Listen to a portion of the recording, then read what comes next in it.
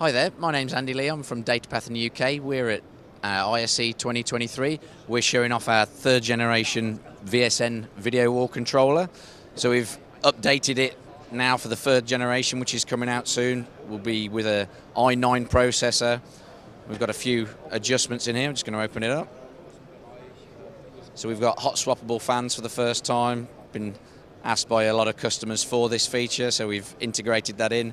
There's also improvements internally, so it will now run a lot more efficiently and at a lower overall temperature, so more efficiency, longer lasting, and this can combine with all of our video capture, graphics and decoding cards, along with our video wall software, and allow us to bring a full control room solution.